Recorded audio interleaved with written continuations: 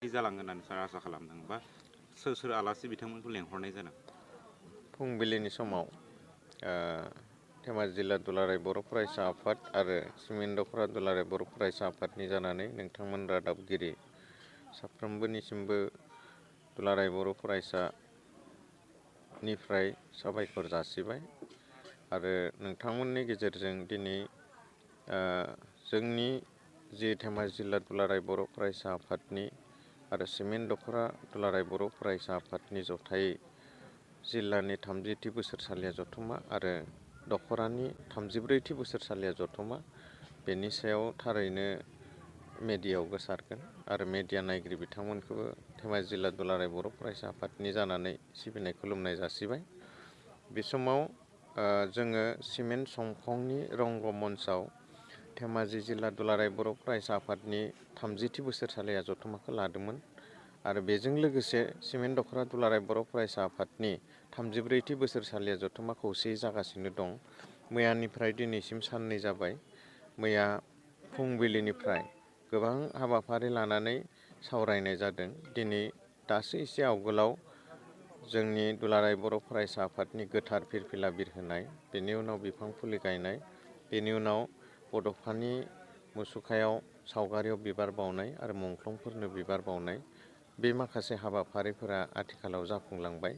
दा दान्दिसेनि उनाव 12 बाजिनिफ्राय जोङो गेवलां मेल बेखौ खुंगोन आरो बे गेवलां मेलाव जोङो आफादारि गोनांथिखौ नोजोर बोनानै जिल्ला आफादा जों धेमाजि जिल्ला दुलाराय बर' फरायसा आफादा मिरु दुलाराय बर' फरायसा आफादनि मानाव गेदेर आफादगिरि बिथांखौ गाहाय आलासि महरै लानानै जोङो गेवलां मेलखौ खुंगोन आरो बे गेवलां मेलखौ बेखेवगिरि महरै PKWSनि चिफ मानाव गेदेर मिहिनेश्वर बसुमतारी सारा बेखेवनानै होगोन आरो जर'खा आलासि हिसाबै जोङो खावलायदों जोंनि बर' माहारिनिनो सासे गेदेमा आरो दुलाराय बर' फरायसा आफादखौ मोनसे समाव दैदेनलांनाय बारग' आफादगिरि आथिखालाव रायजो सभानि MP रोनगोरा नार्जारी सार, जाय बिथाङा दुलाराय बर' फरायसा आफादाव आफादगिरि थानाय समाव गुन गोनां गोग्गो सोलोंथाइ नांगौनि थाखाय जांख्रिथाय गायसननानै गालांदोंमोन।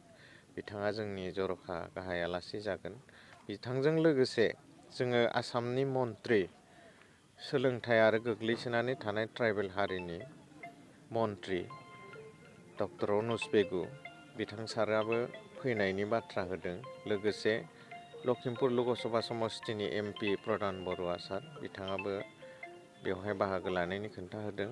आरोबाव जुनाय समस्तिनि MLA भुबन पेगु साराबो जोंजों थाफागोननि खोन्था होदों आरो लोगोसे बेवहाय जोंनि आगुनिफ्राय बर' माहारिखौ दैदेनबोनाय दुलाराय बर' फरायसा आफादाव मिरुनि बारग' दैदेनगिरिफोर, जोंनि जिल्लानि बारग' दैदेनगिरिफोर आरो दुलाराय बर' फरायसा आफादखौ अनसायग्रा मोजां मोनग्रा माखासे जोंनि जिल्लानि सिङाव थानाय दैदेनगिरि बिथांमोनखौबो आलासि महरै लिंहरनानै दिनैनि जि गेवलां मेल बे गेवलां मेला जाफुंगोन बेखौ आङो हास्थायदों। बियो दुलाराय बर' फरायसा आफादनि मोनसे संबिजिदारि नेम, मोनसे दैदेनगिरि माने हानजा एबा मोनसे खुंथायाव बा बेनि टार्मसा 2 बोसोर। बे 2 बोसोराव जोङो मोनसे बोसोरसालिया जथुमा खुङो। बे दुलाराय बर' फरायसा आफादनि संबिजिरारि नेम।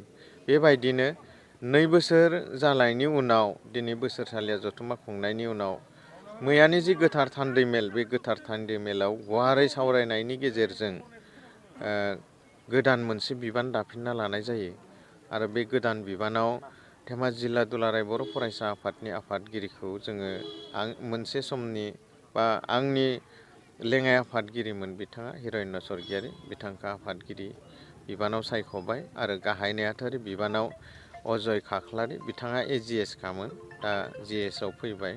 थारैनो बियो जोबोद मोजाङै सावरायलायनायनि गेजेरजों बिजिरलायनायनि गेजेरजों दानाय मोनसे आफाद आरो दुलाराय बर' फरायसा आफादनि संबिजितनि नेमखान्थिखौ मानिनानैसो दानाय बियो मोनसे आफाद। दा बेनिखायनो आङो हास्थायदों आरो आङो सानदों बे गोदानै बिबान मोननाय आफादगिरि नेहाथारि आरो गोदानै सायख'जानाय गुबुन गुबुन बिबानारिफोरा मोनसे गोख्रों आफाद जागोन आरो 2 बोसोरनि थाखाय बे जोंनि जिल्लानि सिङाव थानाय बर'फोरनि बा बर' माहारिनि मोनफ्रोमबो बिथिङाव जौगानाय, बेयो सोलोंथायानो जाथों, बे रावानो जाथों, बे थुनलाइयानो जाथों, बे हारिमुवानो जाथों, जाय बिथिंफोराव जोंहा मावनो गोनां दं, जाय बिथिंफोरा बर' माहारिखौ नाख्रेबो, बिखौ सुस्रांनो थाखाय मावफुंनायनि थाखाय बिथांमोना गोख्रोङै खामानि मावगोन आं बिखौ हास्थायदों आरो बिदि बिथांमोना मावगोन। आरोबाव नाथायबा जोंनि गुबुन गुबुन थाखोनि सुबुंफोरा जोङो बिथांमोनखौ मदद होनांगोन, थुलुंगा होनांगोन, अनसायनांगोन, अब्लासो बिथांमोनाबो गोहो मोनगोन, बोलो मोनगोन।